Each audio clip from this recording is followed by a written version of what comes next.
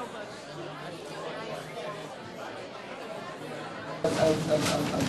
very thought-bringing week. I was in Memphis and listening to the stories and the admiration for this man, Martin Luther King, and thinking of the circumstance under which he died, fighting for the sanitation workers, for the poorest of the poor in a place called Memphis. And I'm thinking of a man who believed in nonviolent struggle.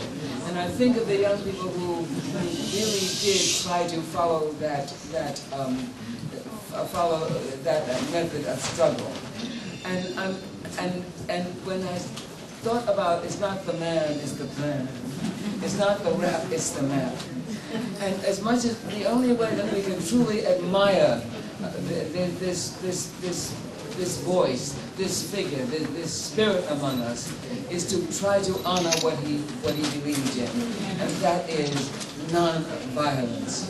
And war is non-violence. Yes. And I think that all of us, like the march, he set an example. He marched and he built houses and he worked on the fact of non-violence. And some people died, but not nearly as many as would have died had they come to armed struggle against the powers that be.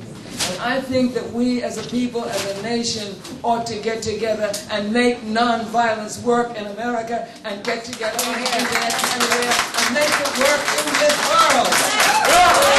War is stupid. It is sinful. It is wrong. And we have much more. We are better specimens as human beings than our enemies. And love is strong. And love is real. And love can conquer.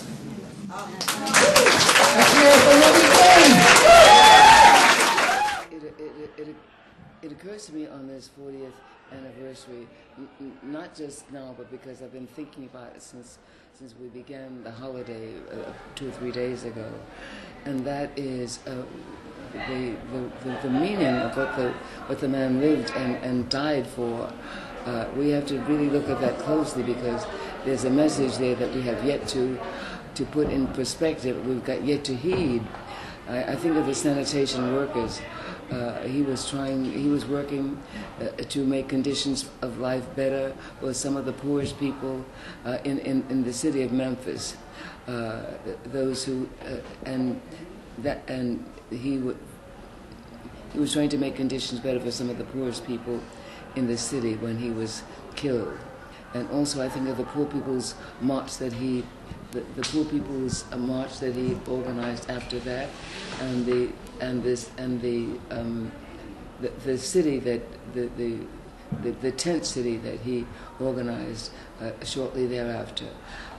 His real intent was to do something about poor people in America, and to begin the process.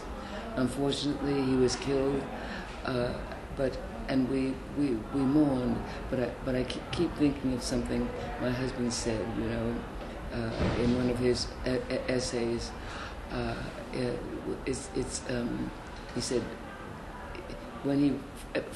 earlier he said, he made the statement, it's not the man, it's the plan. It's not the rap, it's the map. And then later he talked about, yes, when a great man lives, and a great person lives, we map strategy. We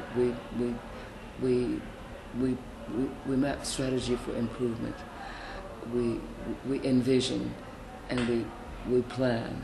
But if that person is killed, there should be the map should be in place.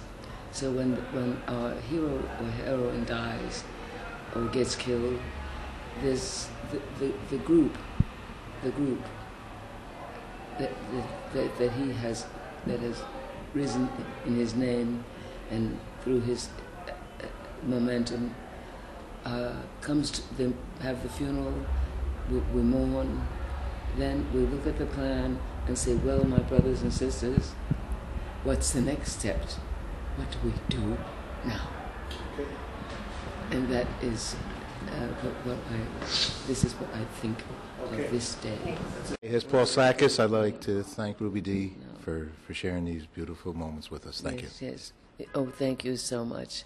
And I'm praying that the King philosophy, we will pick it up as a people, as Americans in this country, and we'll say, what do we do now to inject our affairs with the rule of thumb, peaceful protest, peaceful change toward the things that we envision that will benefit humankind.